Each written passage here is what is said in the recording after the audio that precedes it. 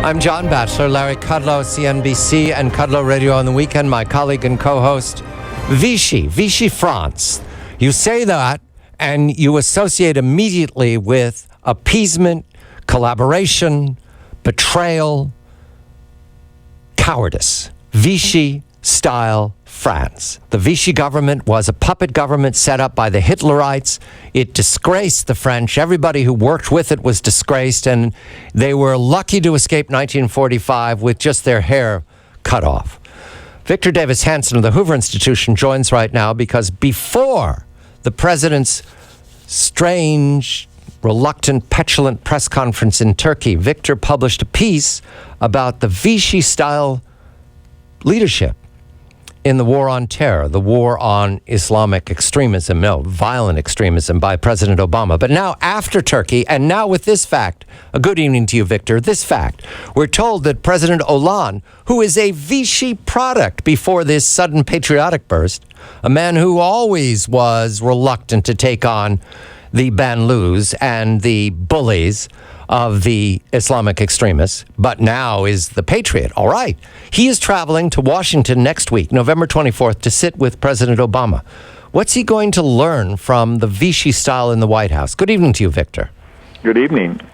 He's going to learn that France has one 30,000-ton carrier, and we have 11 100,000-ton carriers, and another 12 30,000-ton carriers, and yet he himself is a force multiplier of that French deterrent force, and our president is a force subtractor. In other words, you can have all the military power you want, but if you don't believe in anything, it's of no value. So the roles are reversed. France is the muscular power, and we're the flabby power. And when the president gets up there, I've never quite seen that in my lifetime. Never. And I'm not exaggerating. I've never seen a president deprecate patriotism and fortitude and resolve. And he sort of said, you know, we don't want to pose, we don't want to act like we're hyper-patriotic, we don't want to do this, we don't want to do this. And I don't think I've ever seen a president make fun of people who were concerned about the security of their own country and their allies.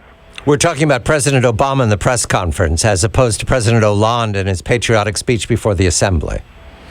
Yeah, I mean, you know, Victor, this is a great piece you wrote here, and I just want to single out, if we were to name our enemies as radical Muslims and make them aware that it could well be suicidal for their cause to kill a Westerner, at least the Islamic world in general would be able to see the light. I mean, that's the problem here, isn't it? Yes, we don't have any deterrence. Right. We've lost all... Deterrence isn't just military power. It's rhetoric, it's politics, it's economics, and people in the Middle East don't fear the United States. They don't think there's any consequences to doing particular things. And this is why this immigration is so important. People have forgot one key factor, that it is a privilege to come into the United States. So if the United States were to say, we're going to take a deep breath before we let anybody from that area, whether they're pro-American or not pro-American, but it would send a signal that we're unpredictable, we're mercurial, we're angry, and yet what Obama's basically telling us, we're complacent and predictably so. So we've got to go back and say, you know what, whatever we've been doing the last 7 or 8 years that hasn't worked. The Pew polls show that Obama and America are more unpopular in the Middle East than even Bush was at the height of the Iraq War. And people are having contempt for us, and that's really a dangerous thing to happen when our enemies have contempt, because it makes them do stupid things. They don't have any power vis-a-vis us. They have just a fraction of our power, but if they think they do, then they'll do certain things they otherwise wouldn't even imagine. And that's what causes war, from Hitler or the Kaiser or the Cold War. People deceive themselves, or they delude themselves into they're more powerful because their target doesn't do anything and seems complacent and seems weak. Obama should be very quietly carrying a big stick and let that be known to them. But instead, he's almost more angry at Republicans and more angry at the American people than he is our enemies. He told us in the press conference, Victor, that his strategy is the right one and that he's going to continue with that strategy. No change, despite Paris, despite the fears, despite the pleas from France, no change. So over the next year, anticipating now, over the next year, President Obama is going to stand alone against the American people. We're told, and earlier this evening we talked to Bob Costa of the Washington Post, we're told that there's polling in the Democratic Party saying that the polls are warning the Democrats, if you try to run and defend the president, you will lose. Obama's going to stand against his own party and the Republican Party for the next year. Is that the future, Victor? Well, there's two things here. One is I don't know what his strategy is, because suddenly the French can find camps to hit. Suddenly the Americans can blow up 120 fuel trucks. And the question the American people has, where were these under the existing Obama strategy? 2 weeks ago, a month ago, a year ago, they didn't exist, and suddenly we can find them and actually destroy them when we were told that we couldn't. And suddenly the enemy has assets that are targeted and destroyable. And then the second thing is, before all this happened, no Democratic politician in the last half century had done more to destroy the Democratic Party. Lost the Senate, lost the House, lost the state legislatures, terrible loss of governorship, state officers. And then suddenly, now he's saying to the Democratic Party, I only have 44% approval rating. I've wiped out you as an organization, and now you're going to have to run, not just on Obamacare and Black Lives Matter and all of this divisiveness and the $20 trillion debt and zero interest, all that stuff, but he's saying now you're also going to have to run on my foreign policy. And a lot of people are looking at each other and saying, this is like running on Nixon's record and right before Watergate. The impeachment. We don't want to do this, and he's right at the cusp of really doing some damage to his party that we haven't seen, as I said, in a half century. Victor, what happens when Hollande goes to Moscow and meets with Putin and finds Putin more receptive to destroying ISIS than Obama is? Well, we have this element in human nature that, in a very sick way, Osama bin Laden talked about strong and weak horses, but the fact is he was tapping into a human commonality, and so Hollande goes over there and thinks, this guy's a thug, he's a corrupt, he's a killer, but you know what?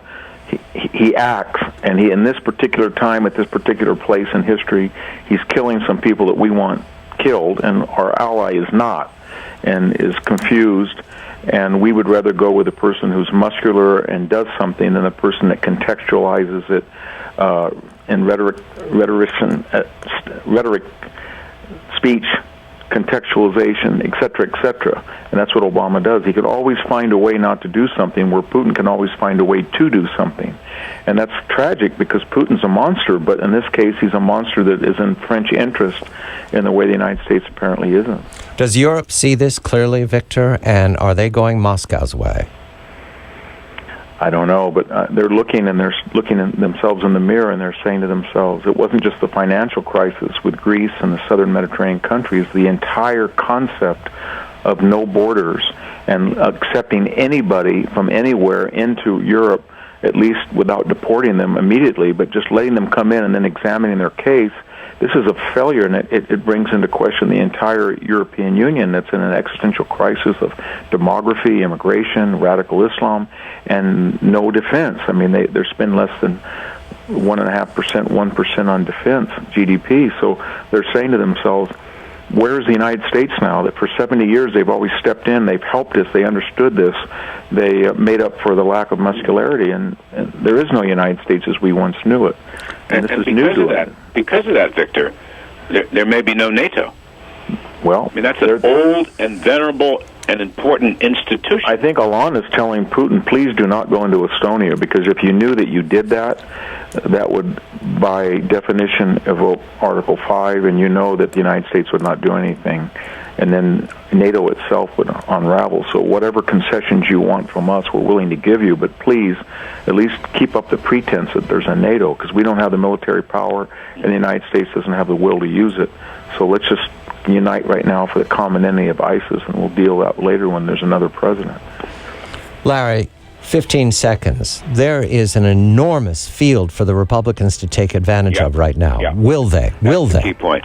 You know what? I reckon they will. As I said, if not in the campaign trail precisely, people like John McCain will do it. I mean, they will speak out if there's a vacuum, and they've already been speaking out. So So yes, tremendous GOP opportunity, to do the kinds of things that Victor is describing. Victor Davis Hanson of the Hoover Institution, Larry Kudlow, CNBC and Kudlow Radio on the Weekend. I'm John Batchelor.